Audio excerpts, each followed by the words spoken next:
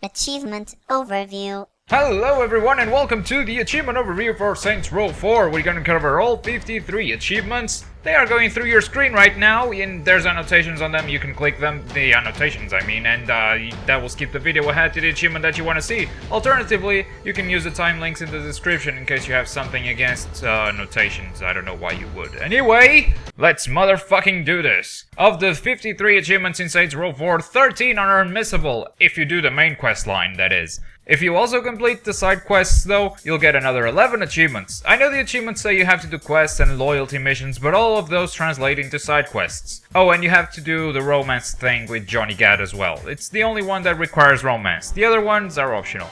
And since the side quests are mostly doing the open world activities in Steelport, Halfway Home, and How It Should Be will also pop up eventually. Now, for some co-op achievements, these achievements are exclusive to Steam on the PC. The consoles don't have these 3 achievements, which is actually kind of for the best. Double Team requires you to play Saints Row co-op for 5 hours, and the Twin Saints requires you to complete 10 quests together in co-op. I got these 2 at the same time, so you know. 10 quests is kind of 5 hours, I guess. It can be main quests, side quests, that does not matter for the Twin Saints achievement. But for the Superpower Team Up, beat all missions in co-op. That means all the main quest missions and the loyalty missions. The normal side quests don't really matter, but the loyalty missions do. And, you know, all of the main quests, so... yeah, good luck beating the game with a co-op partner if you live alone and you don't know anyone, you don't have friends and stuff. Pull out your phone, go on upgrades, buy any of them and get first of many. Go to the gun store, choose a weapon that you like and upgrade it to the maximum. This might be quite expensive depending on the weapon you select. Be ready to spend around 200,000 cash. Purchase all superpower upgrades as you unlock them by completing the missions and leveling up, and you'll get Where's My Cape. Some of the upgrades will be locked because you haven't done enough challenges, but don't worry about those don't count towards this achievement. It's just the ones that unlock with missions and leveling up. Now to the collectibles. You should get 100 data clusters without breaking a sweat, but finding them all, well, that's a different story. Once you finish one of Matt's side quests called The Pledge, you'll be able to see all of the collectibles on the map, so that should make your task a bit easier, right?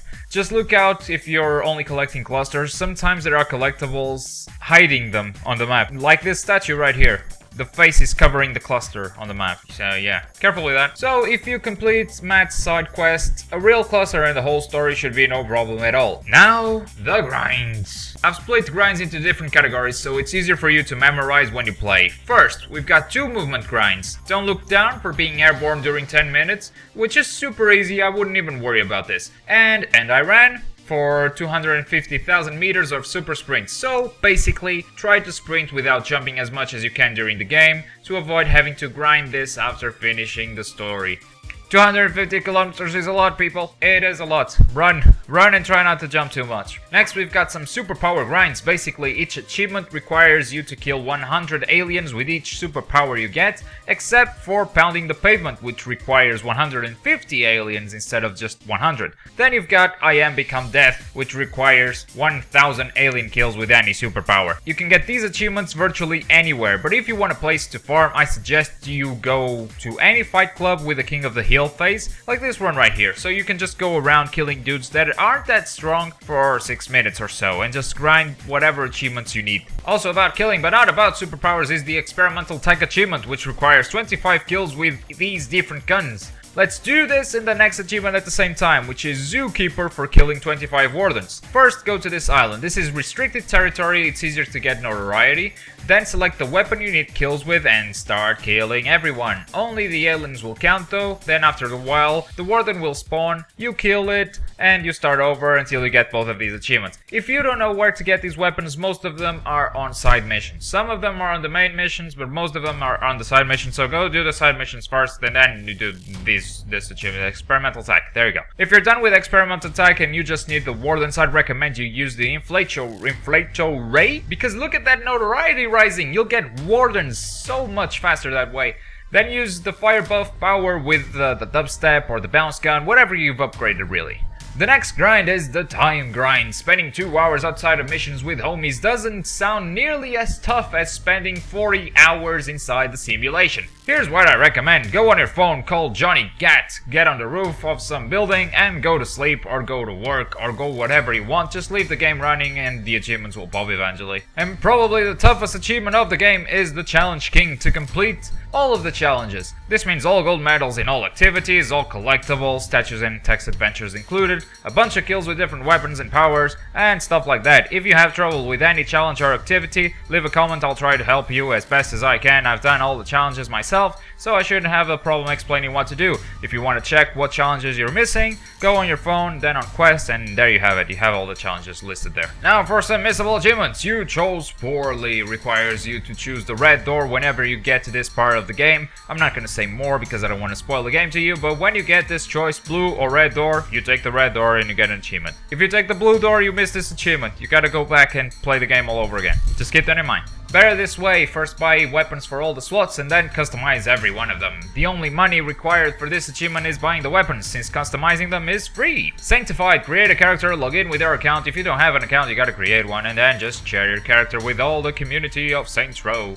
Saints and Sensibility, complete all the side quests before completing the last mission. If you just can't wait and absolutely have to see the end of Saints Row 4, before starting the mission you get this menu, so just save your game in the different slots so you can come back to it later, complete all the side missions and get the achievement. Switch hitter, play 2 hours with each gender. You can track how long you play the game on the stats menu, or you can track this on the challenges menu. I just didn't know you could track this on the challenges menu, so I don't have any footage of that. Apologies. Anyway, since cinematics don't really count in the beginning of the game, you're not playing as either a female or a male, it's just a guy in an armor. Choose one of the genders, play around 2 hours and 45 minutes, and then you can change. Should be safe around that time. And 2 hours later, you should get switch hitter. Elementary will come pretty late in the game because it takes a while to unlock all the different powers. Go to the powers menu, change the element for the buff, stomp, telekinesis, and burst powers. Then get back to the game and the achievement will pop. And the last achievement we're covering today is Epic Quest Jump, which requires you to jump from the roof of this colorful building that's located in the bottom left corner of the map and go all the way to the nuke plant, which is on the top left corner of the map without touching the ground or any rooftops. They didn't say anything about walls though, so you can glide from building to building, gain some altitude by running up the walls and jumping off,